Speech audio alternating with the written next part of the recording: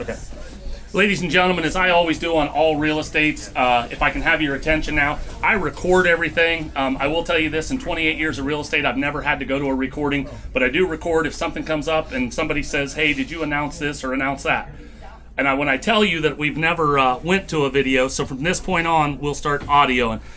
We did have one on my contract. I forgot to write on there that we were prorating the taxes, and it showed a 6 month, but in the recording, I went to it and I called the closing agent and I said, hey, I announced it was taxes were prorated today at closing. So thank God we have it. It kind of made something that was pretty simple for us. So what I'll do is I'll go right down the contract with you. We'll go pretty well line for line on it. That way you'll kind of understand and know exactly what you're doing. So anyways, you've been invited here.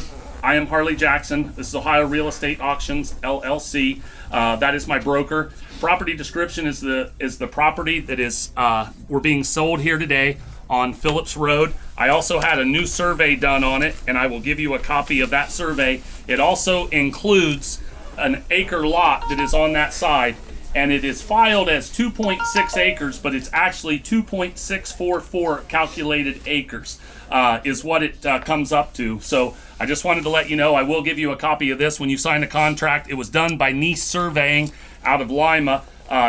I'll be honest with you, this is the third one he's done for me in Allen County this year, and he's done a really, really good job. So if you guys, I'm not trying to promote him, but if you guys need a survey done, feel free to use him because he does a really good job. Line 2 is the price and the terms of the sale. It is whatever the price is that sells. The house does sell with owner confirmation today, but we'll write the price terms in there.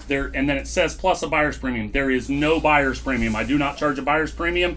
The Masons are paying me. They're paying my commission for today.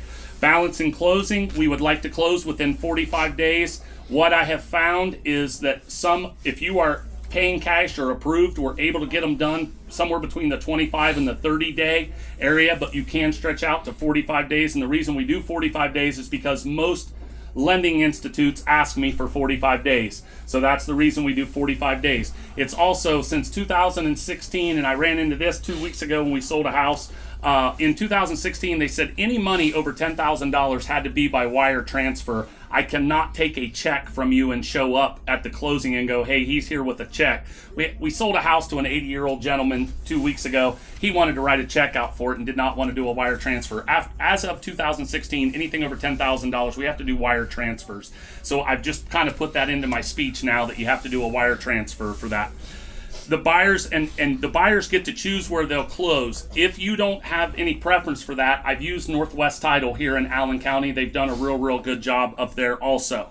Line 5, if the buyer does not close on or before the scheduled closing date, the seller at the seller's option may extend the closing date in a consideration of $50 a day.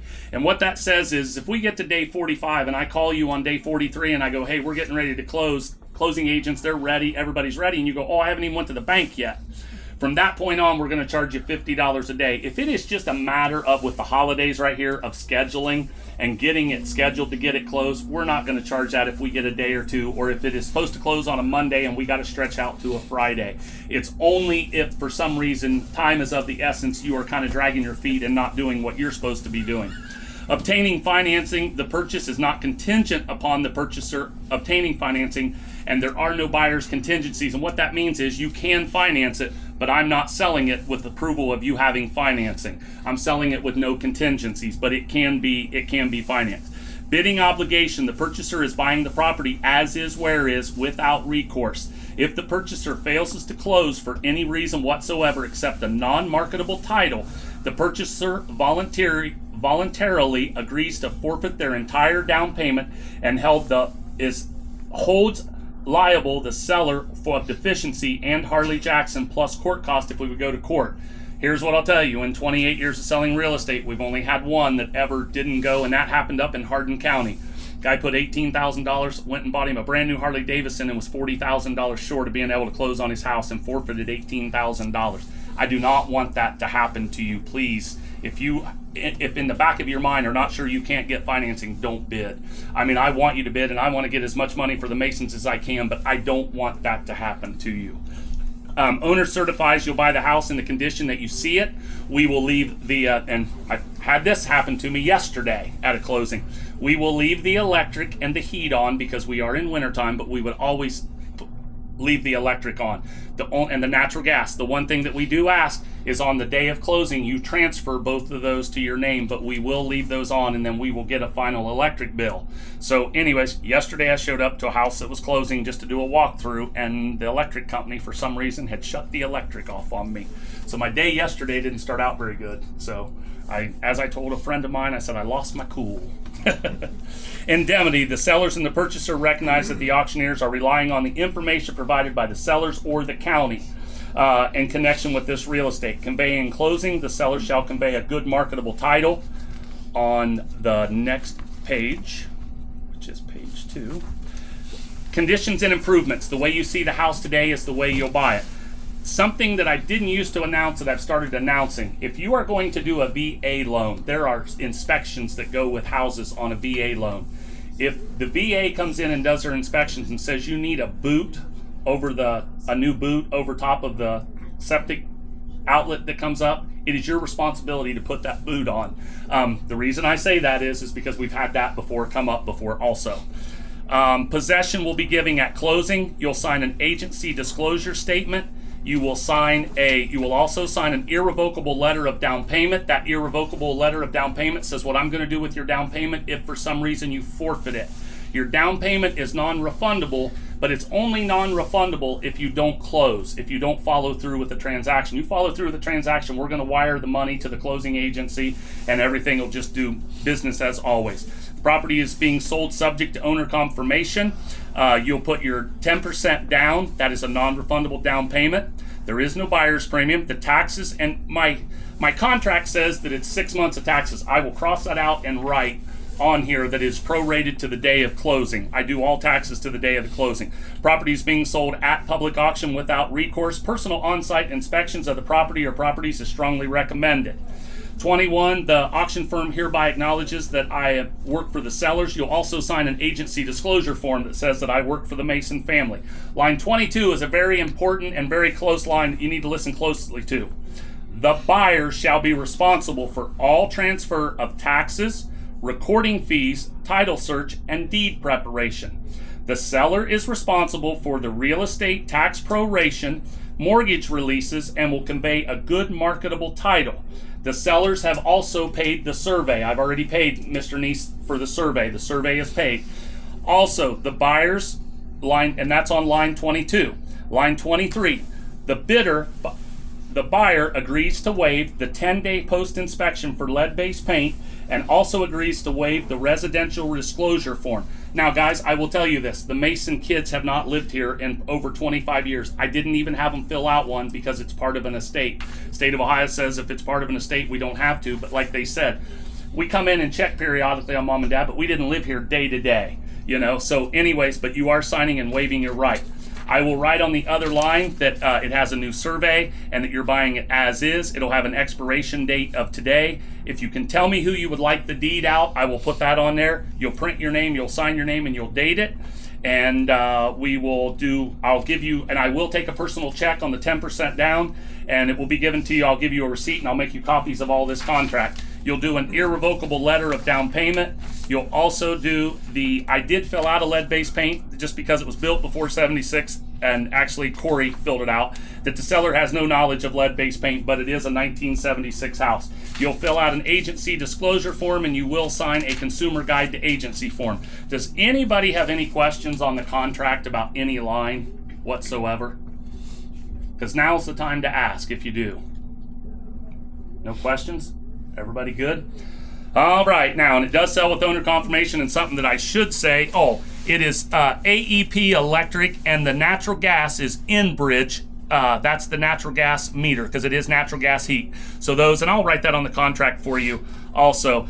It does sell with owner confirmation, and something that I will do throughout the sale, I've been noted to maybe take 3 or 4 breaks. Whenever we first take the first break, I'll meet with Carrie. We'll find out if they want to let it sell. I know Carrie has said to me they're very motivated to want to let it sell. But anyways, we'll meet with him, and then I'll come back. I'll open it back up regardless whether he says yes or no. I will open it back up. If I feel like a family or a couple needs to talk, I'll take another break. My job is to work for the Masons and get as much money for them on this real estate as I can. So it might not be anything for me to take 3 or 4 breaks throughout, and I will open it back up and try to always give you the opportunity to bid. So with that being said, we're ready to go. Somebody get 300,000. I'm a 300,000. I got 100,000 starting bid. Somebody give 150. I'm at a 150. I'm at 100,000. Everybody give 150. I'm at a 150. I'm at a 150. 175 2. I'm at a 200,000. Everybody get 2 to bid. I'm at a 175 2. 200. Everybody get 2. Do you want to give 180? I'm at a 180. 185. I'm at a 180. 185. I'm at a 180. 185. I'm at 180. 185. I'm at a 185. Where you at? 185. Thank you. Now 90. I'm at a 190. 90 to bid. I'm at a 190. Now 2. I'm at $200,000. Everybody get 210. I'm a 210, 210, 210. Do you want to give 25? I'm a 205. I'm going to do 105. 5 to bid. You got a good big lot over there. 205. I'm going to do 105,000. I'm going to do 100,000. Everybody get 225. I'm going to do 100,000. Everybody get 25. I'm a 205. I'm going to do 105,000. Everybody get 2. Do you want to get 25? I'm a 200,000. Everybody get 225. I'm going to do 100,000. Everybody get 25. I'm a 200,000. Everybody get 2. Do you want to get 25? I'm a 200,000. Everybody get 225. I'll take it. I'm going to hold the bid at 200,000. What's your bid number, sir? 83. 83. Okay. I'm going to meet with Carrie up there, and I'll be right back. You guys just let me carry this upstairs right there. Thank you. Ladies and gentlemen, from this point on, after talking to Carrie, it does sell. It does become an absolute sale from this point on. I've got $200,000 bid. And I will cut it to $1,000. Do you want to give 201? Yep. 201. Thank you. 22.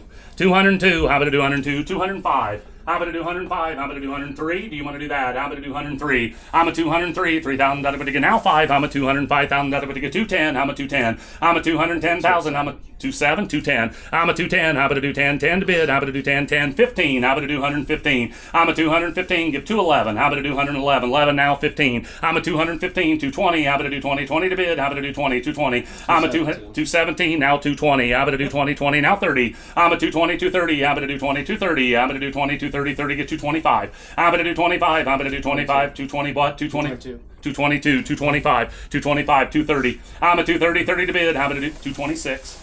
We'll go slow. 226. 226. 226. 226. I'm going to do 25. 226. I'm going to do 25. 226. I'm going to do 25. 226. I'm going to hold the bid at 225. 83. 225. 83.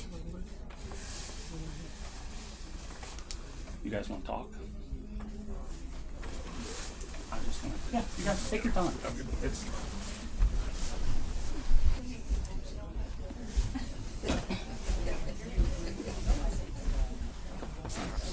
Oh, you're good.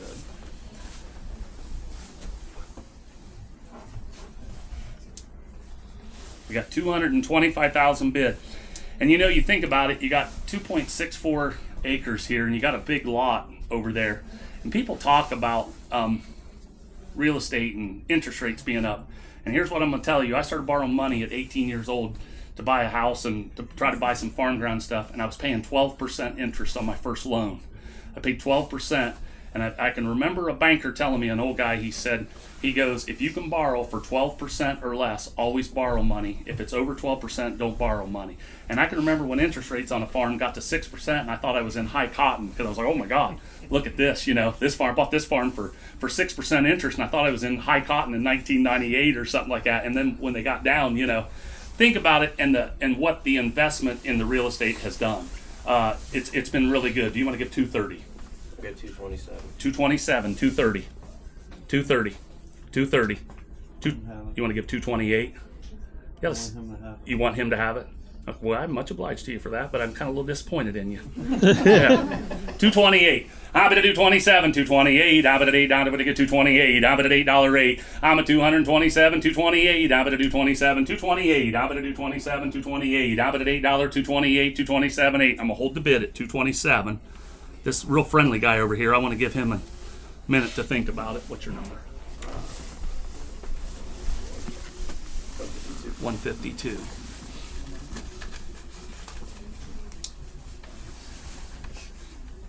Been on that cold, my face is on fire in here in the heat.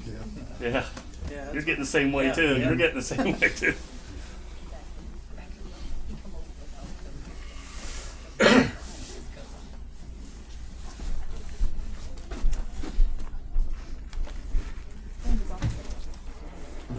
I have 227,000 bid. Does anybody want to give 228?